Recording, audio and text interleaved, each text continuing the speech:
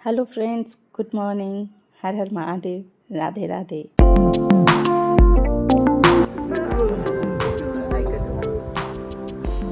Welcome back to our YouTube channel Banjara creation को।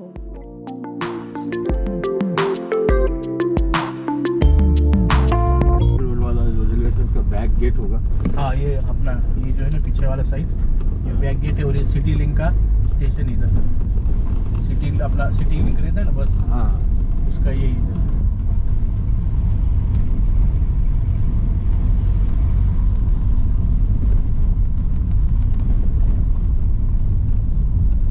ये direct आगे सिटी से बाहर,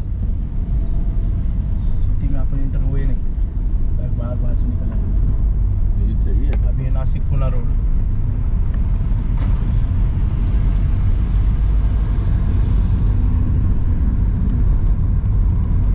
बैंगलोर भी तो यही रोड जाता है ना, इधर बैंगलोर अगर जाना हो तो। हाँ, नासिक से डायरेक्ट पुणे, पुणे से बेंगलोर रोड पकड़ने का, कोल्हापुर बेलगांव। नहीं, इधर से भी दिखाता है ना, ये जिधर हम लोग जा रहे हैं हाँ, उधर से भी कोल्हापुर होते हुए। जैसा कि आप लोग जानते हैं, हम लोग अभी महाराष्ट्र यात्रा पर हैं और अब तक महाराष्ट्र के 2 ज्योतिर्लिंग, भीमाशंकर ज्योतिर्लिंग और त्र्यंबकेश्वर ज्योतिर्लिंग के दर्शन कर चुके हैं। तो आज हम निकल पड़े हैं अपने तीसरे ज्योतिर्लिंग दर्शन के लिए, कृष्णेश्वर ज्योतिर्लिंग, जो महाराष्ट्र के छत्रपति संभाजी नगर में स्थित है। पहले नीचे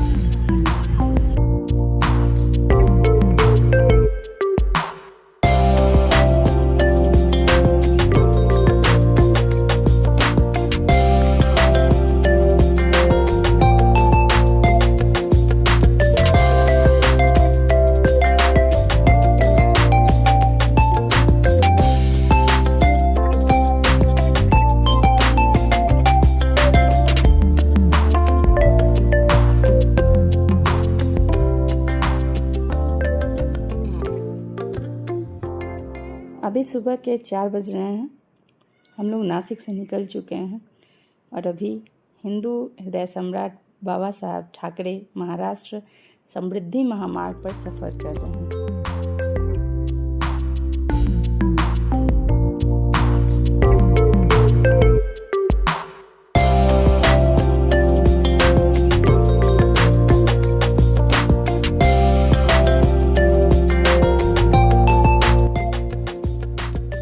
चारों तरफ हल्की हल्की रोशनी होने लगी है। सुबह का मौसम बहुत ही सुहावना लग रहा है और बाहर का नज़ारा सच में बहुत सुंदर दिखाई दे रहा है।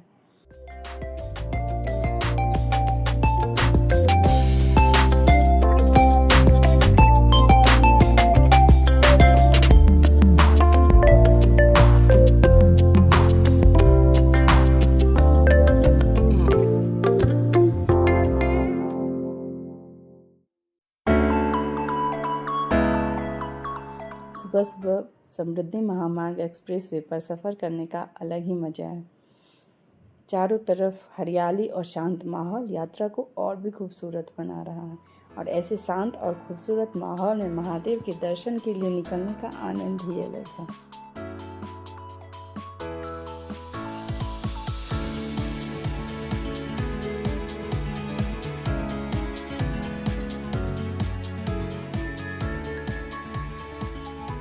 अब लगभग 15 किलोमीटर आगे हमें इस एग्ज़िट नंबर 17 से इस एक्सप्रेसवे को छोड़ना होगा, जहां से रास्ता एलोरा केव और छत्रपति संभाजी नगर की ओर जाता है। अभी तक रोड तो बहुत अच्छा था। अब देखते हैं आगे, आशा करते हैं कैसा ही रोड हो।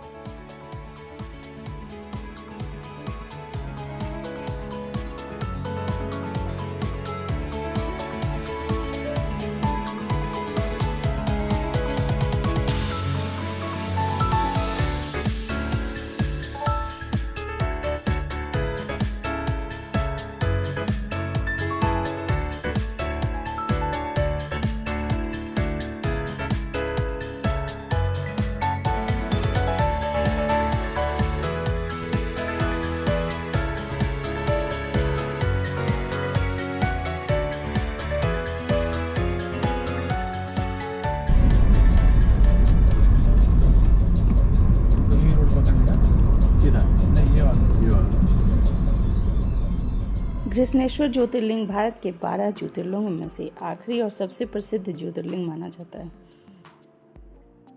यह महाराष्ट्र के औरंगाबाद के पास एलोरा गुफाओं के नज़दीक स्थित है। तो चलिए आज अब हम आपको कृष्णेश्वर ज्योतिर्लिंग की कहानी सुनाते हैं। पुराणों के अनुसार वहाँ एक बहुत ही श्रद्धालु महिला थी, कृष्णा। वह रोज़ 101 शिवलिंग बनाकर उनकी पूजा करती थी और फिर उन्हें तालाब में विसर्जित कर देती थी।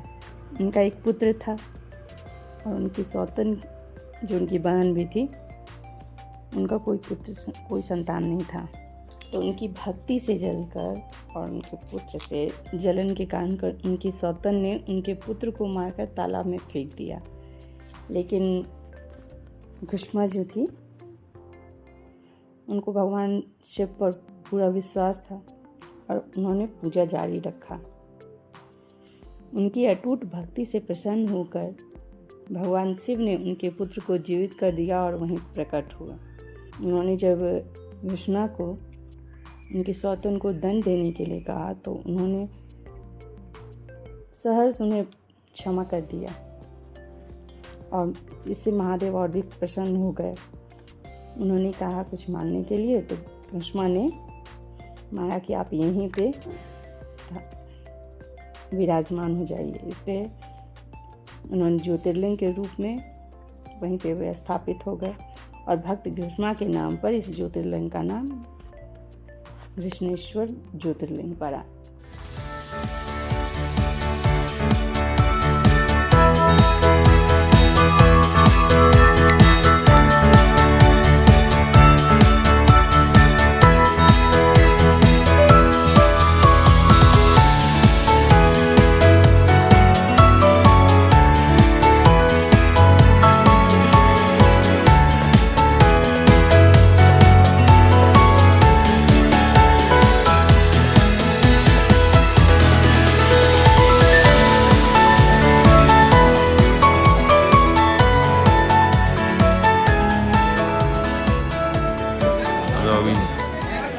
श्री गणेश्वर महादेव ज्योतिर्लिंग के पास है। यहाँ अंदर में मोबाइल ले जाना मना है। अपना मोबाइल और कैमरा बाहर यूज कर अंदर आना है। मंदिर में ना सकता मना है। Mobile and camera not allowed, cell phone not allowed. सभी भाविकों से निवेदन है।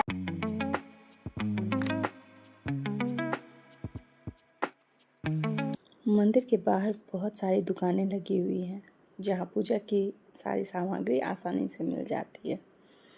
इसके अलावा यहाँ कई तरह के सजावटी सामान, खिलौने और यादगार चीज़ें भी देखने को मिलती है।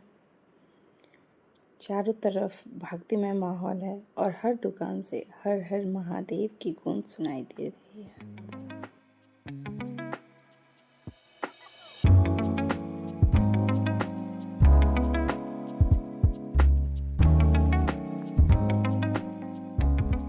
कृष्णेश्वर ज्योतिर्लिंग पर मंदिर में प्रवेश करने के लिए पुरुषों के लिए एक विशेष नियम है। मंदिर के गर्भगृह में जाने से पहले पुरुषों को अपने ऊपर के कपड़े उतारने पड़ते हैं। यह यहाँ की प्राचीन परंपरा और श्रद्धा का प्रतीक माना जाता है।